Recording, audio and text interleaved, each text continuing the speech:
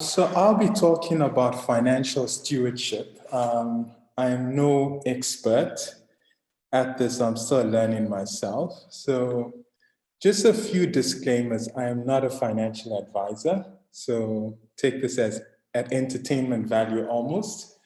And yeah, earning a salary does not equate to wealth. Now, the reason I'm quite passionate about this topic is because as doctors, we often have a wrong idea or incorrect idea about what medicine brings. You know, a lot of people think there's glamour and wealth, but it is a calling that yes, it's you're financially secure, but I think there's more beyond that. So I think it's important to look at one's worldview of money. Okay.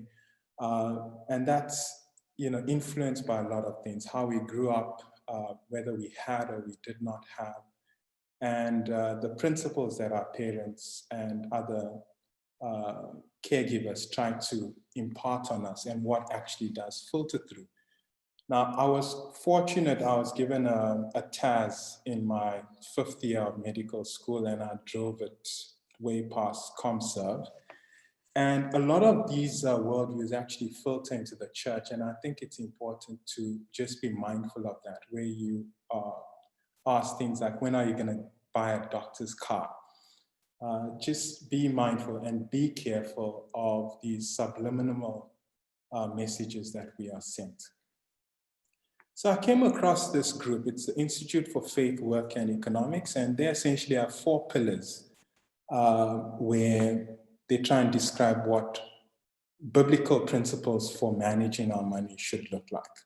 And the first step is really to understand that God owns everything.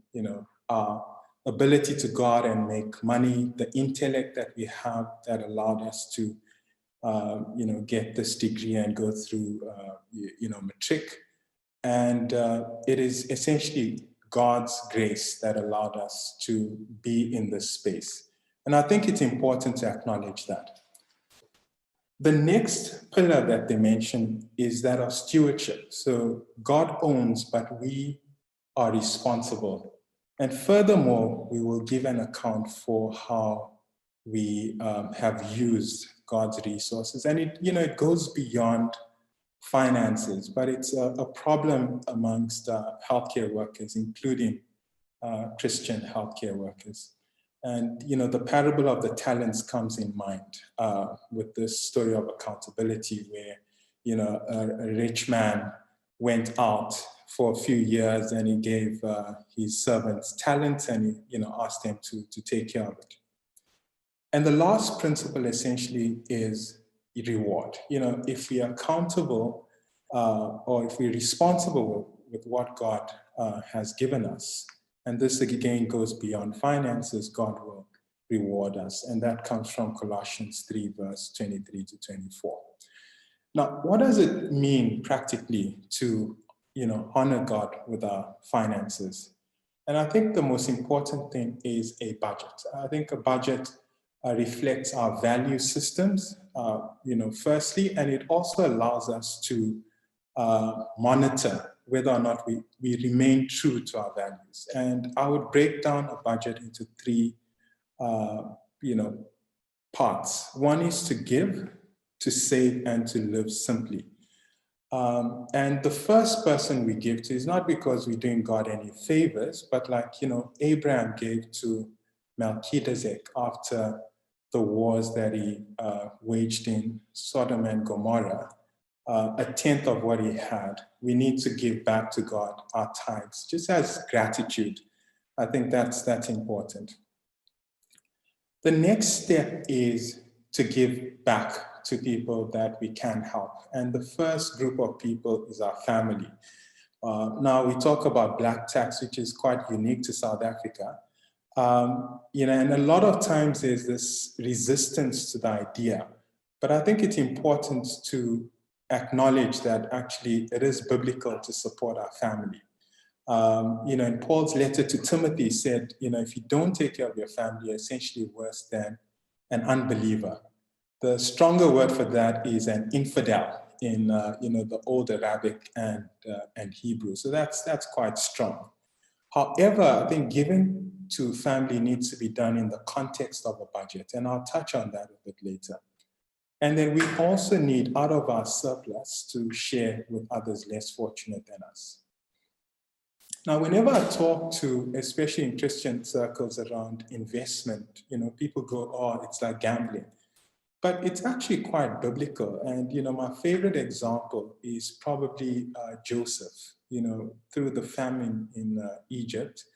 He was able, through the prosperous years, to store up grain for the lean years. And, I think it is important to realize that, it is biblical and it's part of planning to actually invest for future needs. Now, it's important to plan for all these things. And as I said, the budget is the one principle that we look at, and we've covered that. And the last thing, is from 1 Timothy 6, is to live simply. Now, a lot of us, we come from different walks of life and different needs and, different family,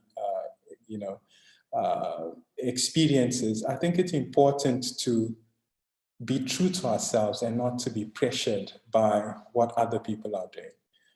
Because you have the MBCHP doesn't mean you move into the most expensive neighborhood or get the most expensive car. We're not competing with others. We have our race before us, and we need to run that race with, being true to ourselves and to principles that, that make God happy. Now, budget for me will look like this in practical terms. And there are some things that are quite elastic and some that are inelastic. So there are some things you can change. Tithing, it's a must. So I'll say most of the things on the right-hand side of the screen, you need to do. So tithes, retirement savings, at least 15% of your salary, and savings and investment as well. Now, gifts, which include giving to family and supporting family, that has to be elastic depending on the need. And what I was saying about this being in the context of a budget means if your need for giving is more than 5%, for example, then it needs to come from somewhere else.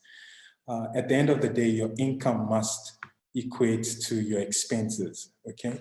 So whilst it's important to spoil ourselves, occasionally, some people will say once a month, do something nice for yourself, whether that's to get a massage or whatever, if that's your thing, or holiday once in a while.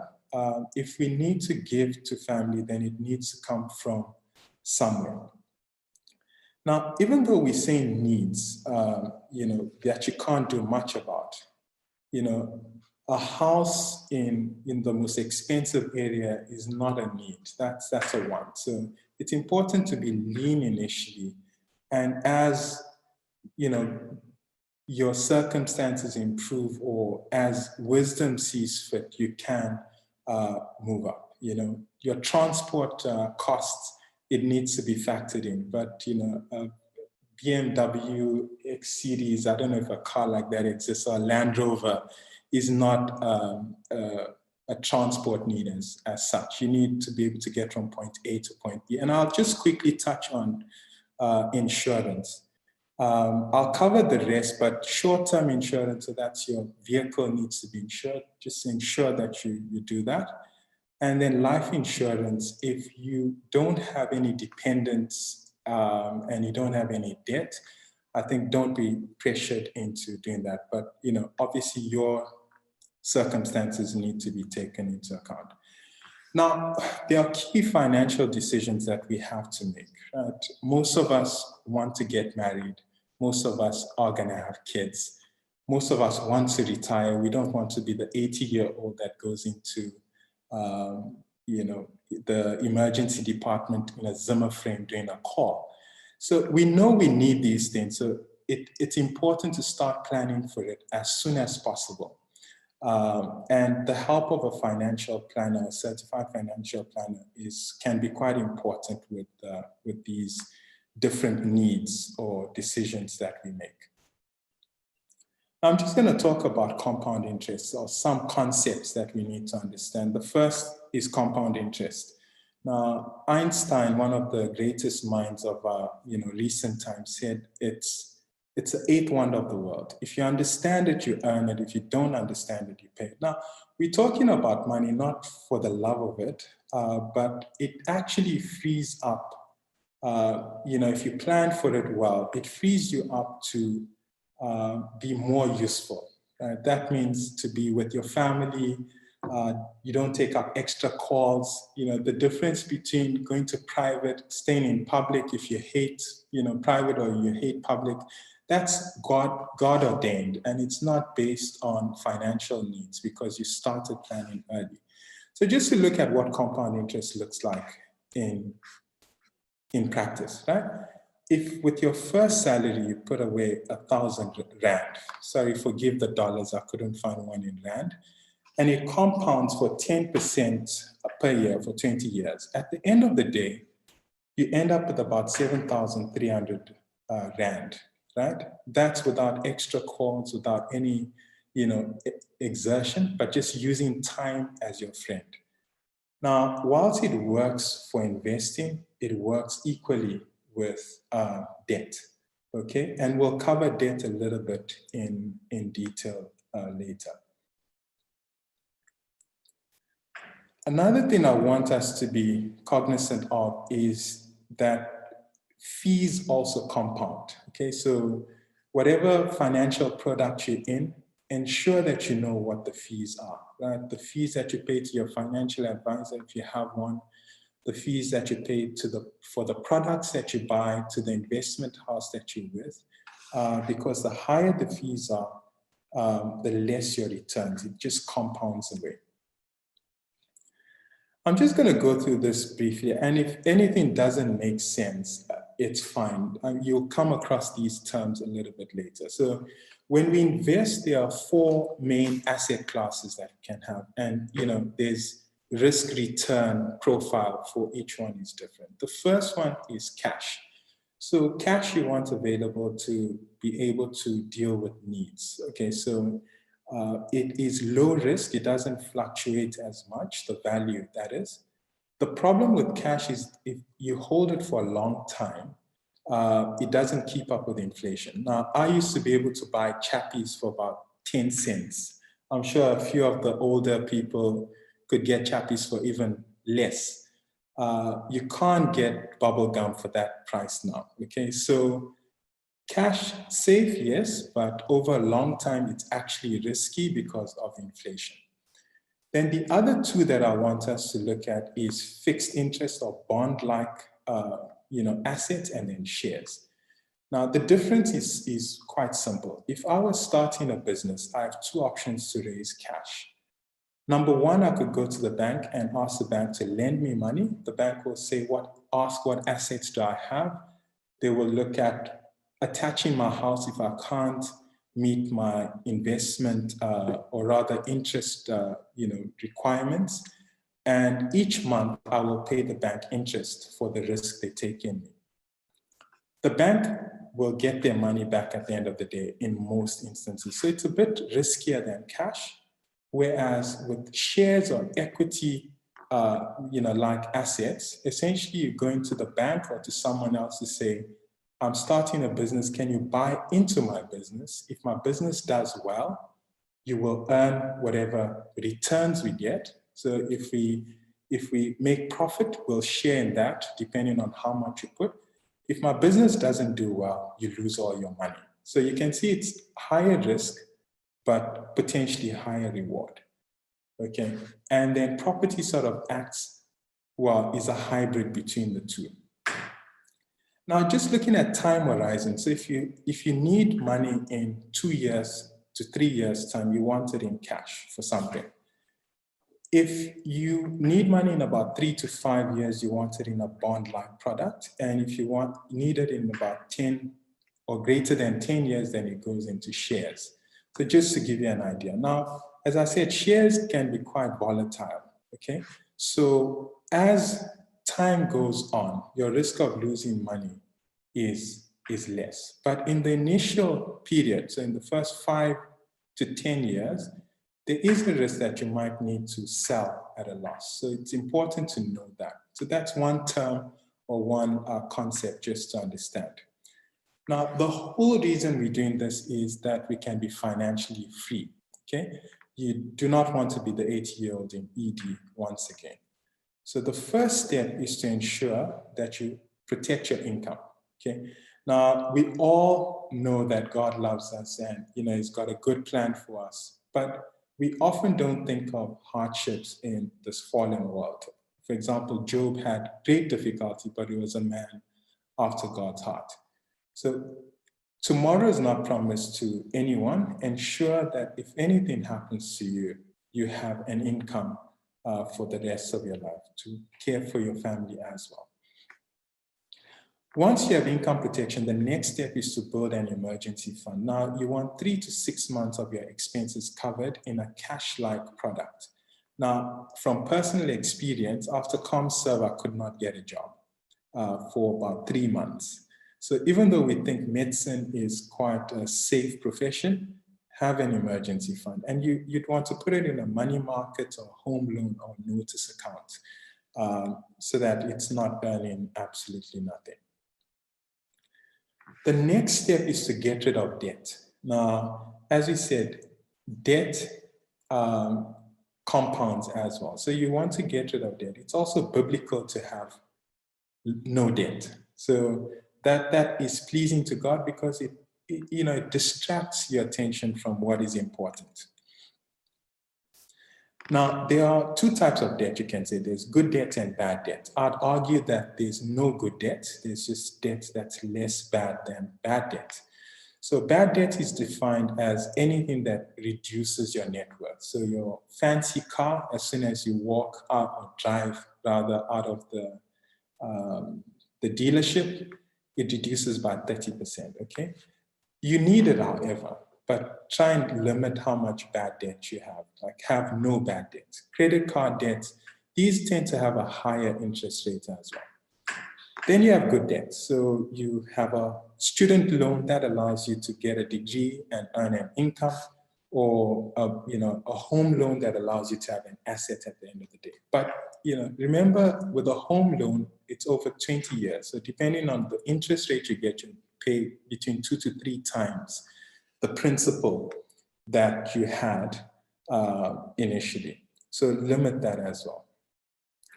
Once your short-term debts are covered, so that's your so-called bad debt, you then want to start thinking of investment. And there are 3 main vehicles that we can use, and I'll get into that. Then you also need to decide, where do you put it? Okay, so do you put it in an active fund that's a manager that buys different assets and they try and beat the market? Or do you put it in an index? Now, an index is a collection of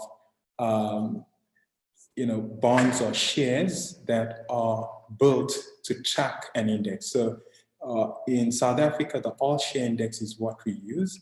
And I'll put this up here because the S&P, which is an instrument in the USA, they essentially looked at index funds versus active funds and found in South Africa, only about 9% of funds will outperform the index. So there's, active funds tend to be more expensive than indices. So, you can have a 50-50 split, but you can discuss this with your financial advisor as well. So just quickly going through tax-free savings, it was started in 2015. There are limits that you can use every year, 500,000 Rand throughout your lifetime, 36,000 Rand per year. You want to try and maximize the allowance that the government gives you. Okay, so if you started in 2015, for example, it had taken about 16 years and a bit, right? If you kept it and you did nothing and it compounded at 10% again, you would have doubled the amount of money you started with initially. Again, without working yourself to the bone, right? To get extra income for this and that, right? But this is the important bit, the tax savings, right? You would have saved about 500,000 Rand in tax. So this is quite powerful. You want to start, that's one of the first things you want to maximize each year. Okay, so where do you get these? Easy equities is what I use. They're very cheap. It's the cheapest broker that you'll get, and you want to put in there a globally diversified exchange traded fund like the Satrix World or the Ashburton 1200. You don't need to get a financial advisor for this. This is free advice. If your financial advisor tells you that you want to have property in your assets, then, because this attracts quite a lot of interest, you might want to put this in because it saves on tax. Then retirement products, you also want to try and maximize this, right? There are a lot of restrictions. I'm not going to get into it, but it has a huge tax advantage, right? The government allows you to deduct about 27.5% of your taxable income each year, up to 350,000 rand. So if you earned $1 million and you put away 275,000 rand, the government will only tax you on, what is that, 725,000 rand. So it can add up to quite a lot. And these are some of the providers that you can use. Then your discretionary funds, these are for long-term goals, your education, buying a house in future, holiday. This, as we said, about 10% of your income you want to be putting away from day one. Just a last word, you want to make sure that your will is done. You can get this at a bank or, Sanlam, PPS, they all do it, but just be aware of the fees that they charge. And then in conclusion, I think it's just important to acknowledge that God is the giver of life, wealth, and health. He's the one that allows us to actually, make this income. It's important to budget. So again, give, save, and live as simply as possible. And then just going through the financial independence steps, ensure that there's income protection, get an emergency fund that you have access to, try and get rid of your debt as quickly as possible, avoid debt as much as you can, and then focus on long-term savings. And that's the bundle from me. Any questions from anyone?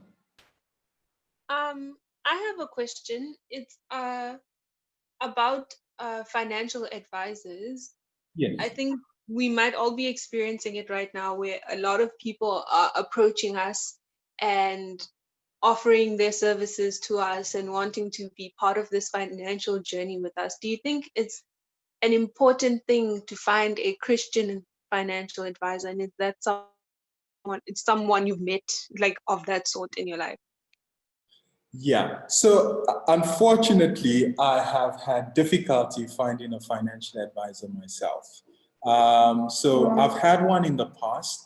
I think the importance of a financial advisor is to draw a financial roadmap for you, depending on how much interest you have in managing your own finances. Some people like to give it over to someone and focus completely on family and work.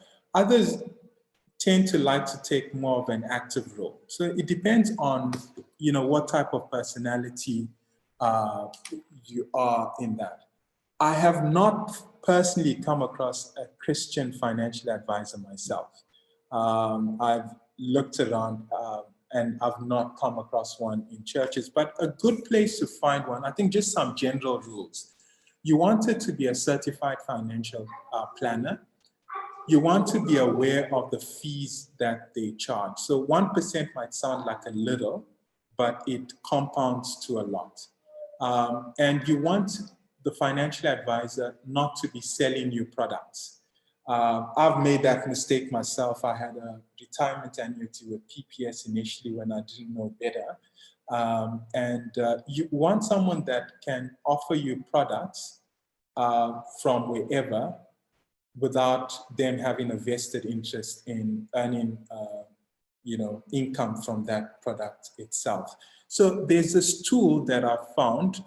So it's this one here, Independent Financial Advisor. So find an advisor, and depending on where you are, you can find one quite easily.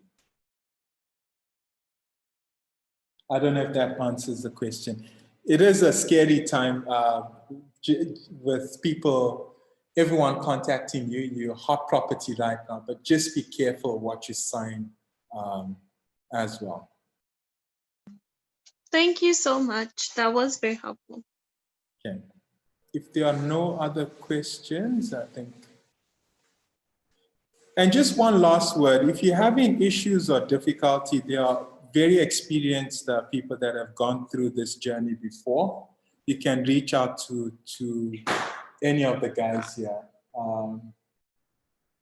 just to help with choosing a financial advisor or whatever. I'm happy as well. I can provide my email address or whatever.